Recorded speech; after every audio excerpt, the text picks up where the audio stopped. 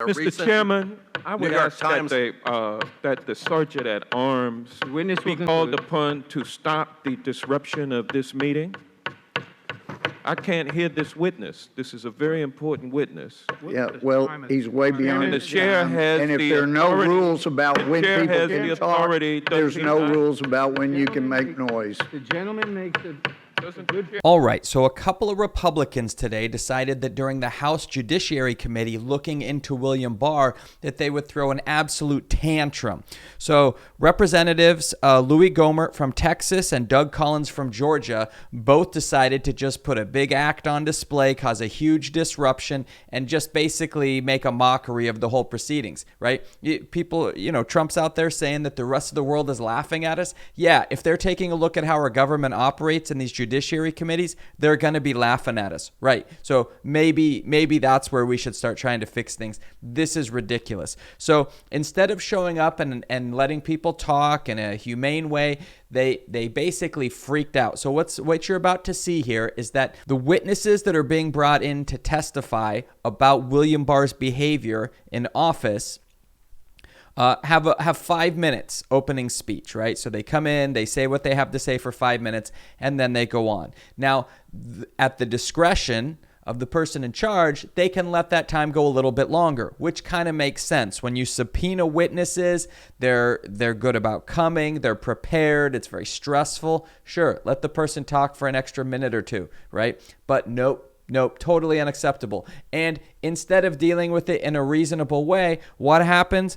Gohmert just starts pounding on the table and won't stop, like a child would do, like someone at the age of 5 would do. In fact, if you watch his whole behavior here, everything that he does is not something that anyone over the age of 5 would do, right? We'll take a look at some of his responses along the way. So when we listen to this clip, what you're going to hear is you're going to start hearing some banging. And that's Gohmert basically saying, I'm going to disrupt this because I just don't want to let this guy finish. And here's the thing. This is what's so dumb about the whole thing.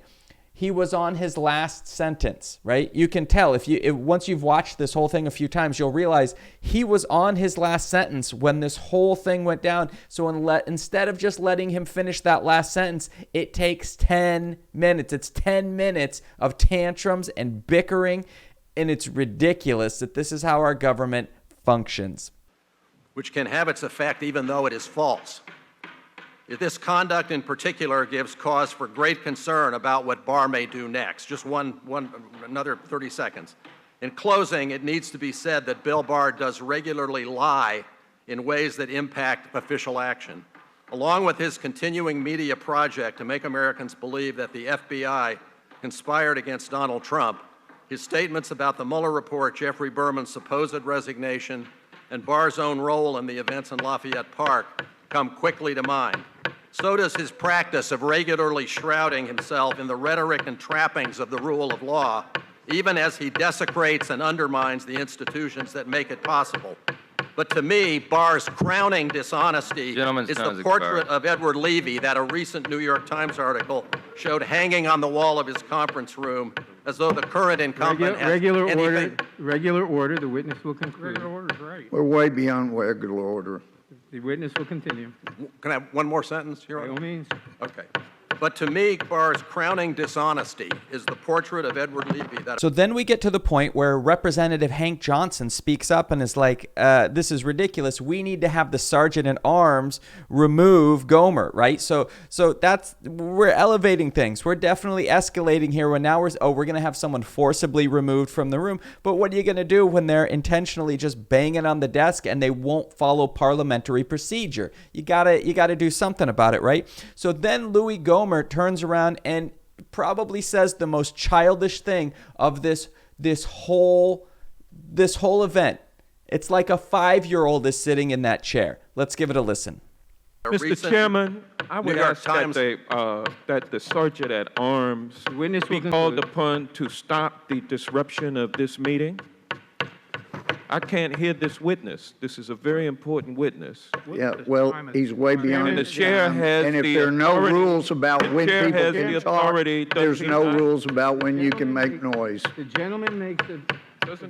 Okay, so we heard it. If there's no rules about when people can talk, then there's no rules about when you can make noise. Has anyone over the age of 5 ever uttered those words?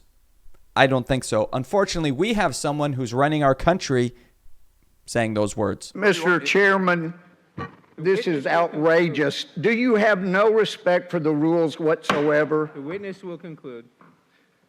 He's 2 minutes beyond concluding, and you don't let us have that kind of time. You gavel down immediately. You're being grossly unfair. This man had a written statement, and he knew to cut it to 5 minutes. He couldn't do it. Either we have rules or we don't. The gentleman will suspend. The witness will conclude. Thank you. Well, then In we can keep closing, it making needs to noise. be said that Bill Barr does regularly lie in ways that impact official action. All right, and then I love this piece because then someone speaks up, and it's like they're pretending they don't know where the noise is coming from. There seems to be a banging in the room. There is some type of banging. Can we do something about that? Mr. Chairman, there's not order in the room. There's a banging. No, That's there's certainly not. disrespectful. Mr. Chairman, would you have Gene Krupa removed? The witness will conclude.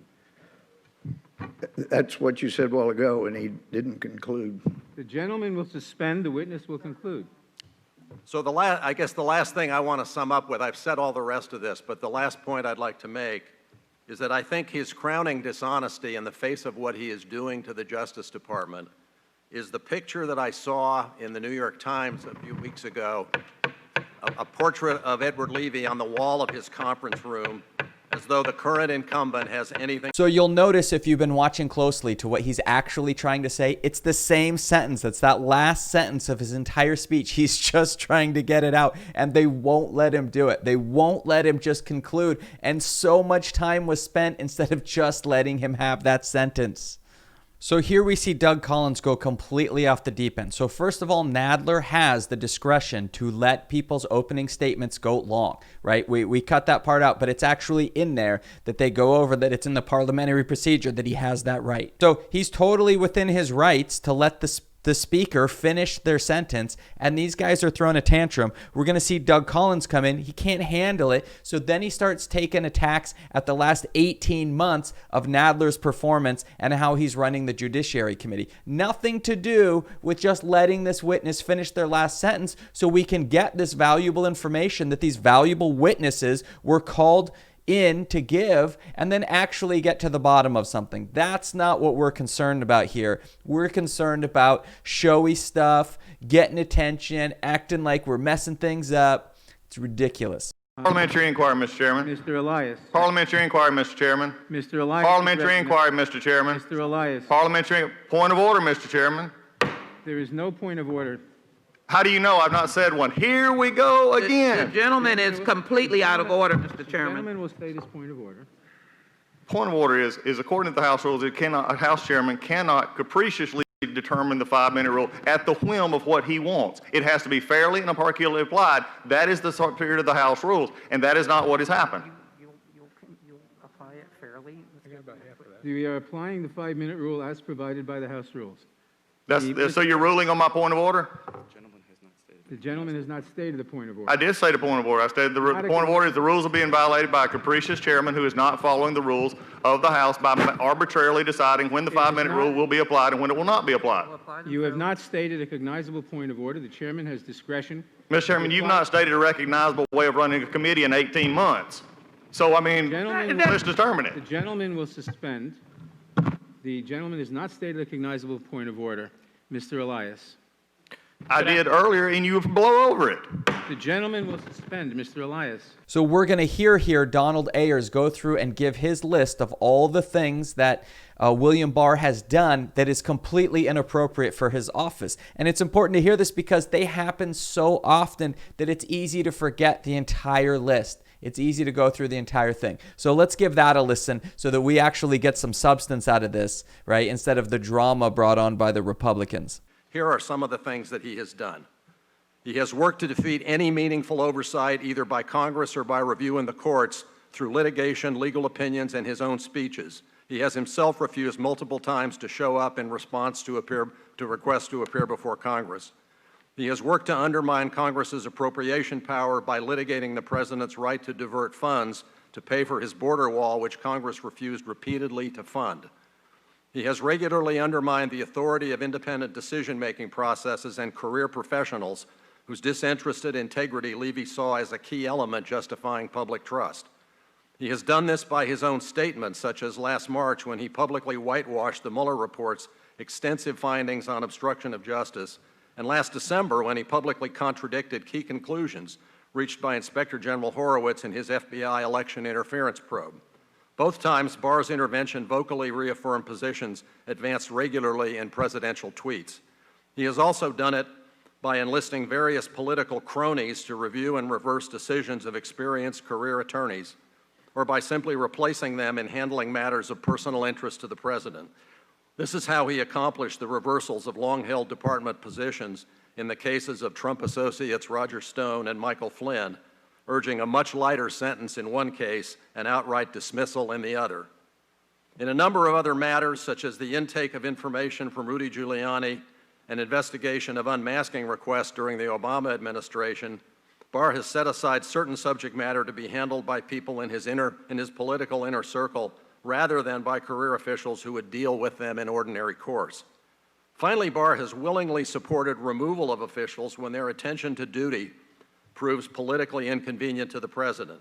The treatment of U.S. Attorneys Jesse Liu here in the District of Columbia and of Jeffrey Berman in New York last Friday are two blatant examples. So is his standing by and voicing support as Trump, during April and May of this year, has removed 5 inspectors general who have long served as an important check on executive branch corruption.